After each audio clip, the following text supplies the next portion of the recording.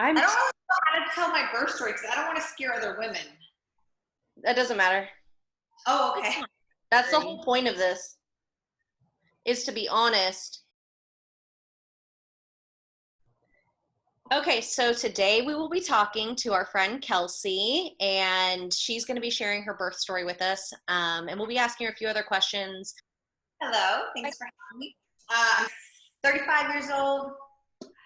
I'm a bartender, and I just started with Arbonne. I'm kind of dipping my toes into that world, trying to find a different path to do because bartending is just, it's hard to close, sleep for 3 hours, be a mommy all day long with little to no sleep. So I'm just trying to find a different career path.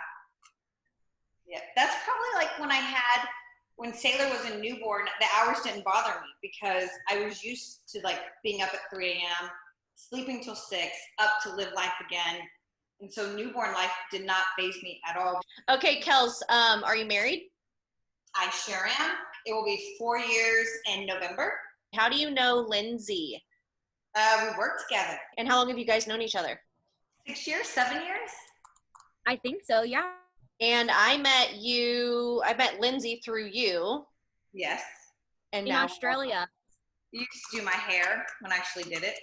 I don't do anybody's hair now, and I barely do my own. So, okay, so today we'll be talking about variations in birth stories. Obviously, I don't have one yet, but I do have a scheduled delivery for actually a week from now.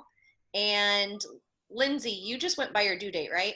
I was early, so my due date originally was August 15th, and Levi's birthday is August 6th. So I was like dilated for 2 weeks before I even gave birth. I was just walking around with a dilated cervix, like for him to just fall out while I was at work. So we ended up going before our due date, but my doctor, it was like the longest couple of weeks ever because she just kept saying, you're not going to make it past the weekend.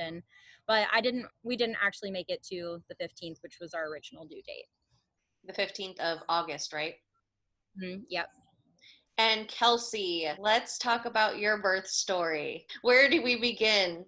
You want to start sharing a little bit about it? She was born on the 19th of February. My due date was the 21st of February. Pregnancy was totally fine up until the very last week, and that last week was very hard. I was put in the hospital on a Friday. That Wednesday, I told my husband, I just don't feel very well. Something's happening. I slept all day, and then Thursday I woke up with a burst of energy, had everything done, cleaned my house. We had people come over and clean the carpet, had the dogs groomed, like just took care of business. Friday morning I woke up and I thought I overdid it. I was like, I just really need to sleep. I want to take a shower first. I soaked in the tub for probably an hour and I couldn't physically get out of the tub. My husband happened to be at work, so I called him like, you have to come home. I can't physically get out of the tub. So when he finally made it back home, and at this time we lived maybe 15 minutes from his work because we worked together at the time. He got me out of the tub, and at that moment, like we both kind of just knew we needed to go to the hospital. So we get to the hospital. They immediately take me in. They check my cervix. I'm only dilated at a 2, so I'm not even dilated, but my contractions are every 5 minutes. My blood pressure is off the charts. I take a urine sample. We wait there for hours. By this point, it's like 3 in the morning, and they release me to go home. So we get home, and at 6 a.m., my phone rings from my doctor saying that my labs came back, and I need to get to the hospital immediately and bring my bags because I'm having a baby. I get to the hospital. He meets us outside at my car and said that I'm severely sick. I have preeclampsia, and then they need to do an ultrasound. So we get me to the room. We get checked in.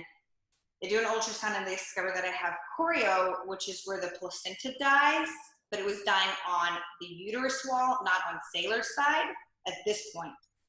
So then they asked me what my options are, and I was very stubborn. In my head, I was going to deliver her vaginally. I wanted that so bad for myself. So we get me prepped for Pitocin. I do 3 rounds of Pitocin, and I'm still not dilating. I'm still at a 2, hanging on tight after 3 rounds of Pitocin. And then the doctor finally comes in and asks if I want an epidural. And absolutely, give me the drugs. And then around this point, we are now entering into mid-Saturday. It's probably like around 3 or 4 in the afternoon. And I am hungry, I am thirsty, and there's nothing they can do for me. Because at this point, I'm considered active labor, even though I'm only dilated at a 2. So then around 5, the doctor comes in and he breaks my water and says, this is it. We're gonna break your water, another round of Pitocin, and you'll be good to go. Breaks my water, hooked up to the IV, I have another round of Pitocin, nothing. Around 9:30, he checks me again, I'm at a 4.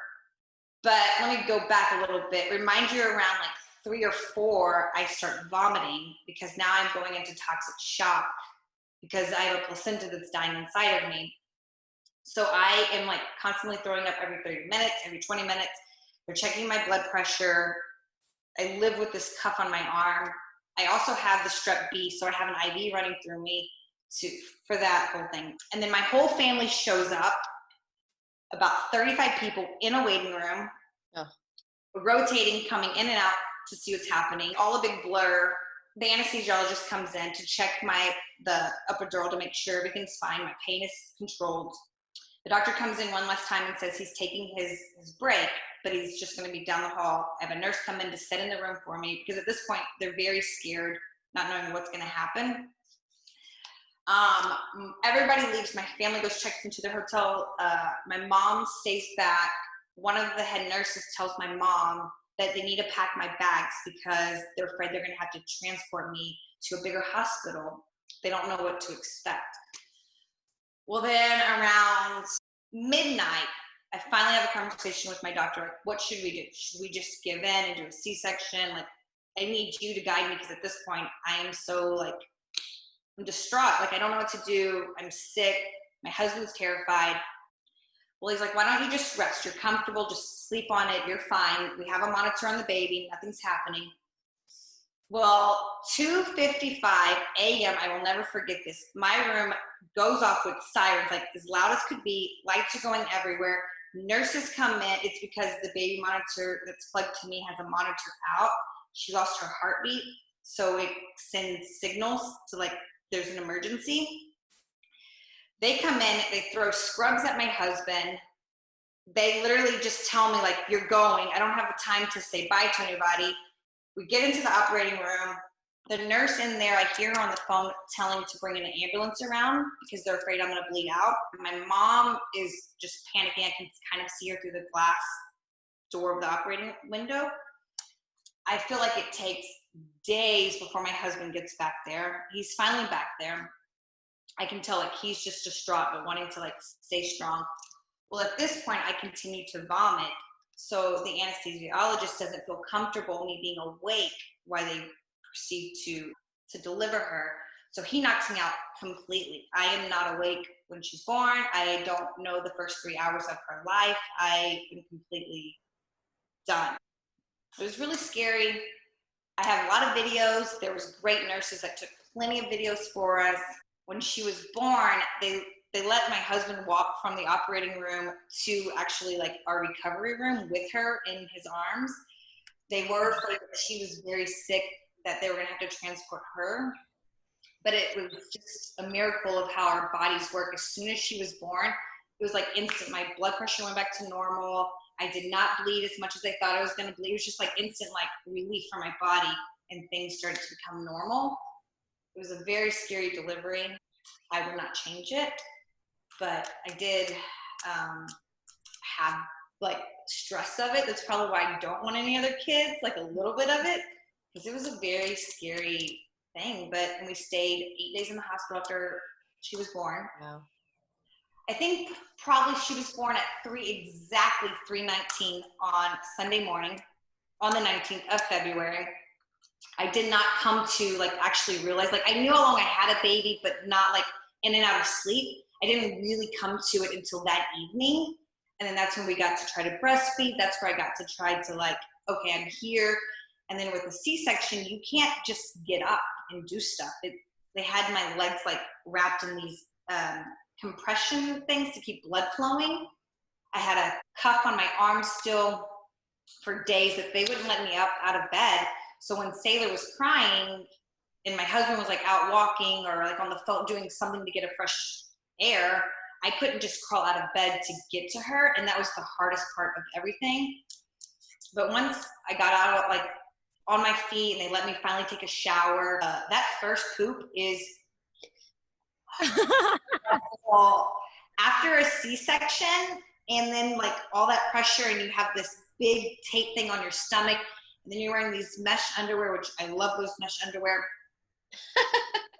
God, my husband does not have a weak stomach because I literally had to like hang on to his shoulders and just bend over and hope that we hit the right spot. And I instantly felt better. I started walking around then. I started showering. I came more to life of who I was. I wanted to eat. I just needed to get all of that out of my system. Yeah, it's like your body was just like ready for her to come and expel everything. And then your body was like back to like trying to regulate.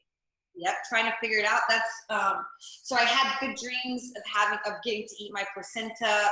Chris was texting the girl saying, come pick up the placenta. They'll be in a cooler. The hospital was really cool about it. Had the cooler sent there, good to go. Obviously, I couldn't because the placenta was black.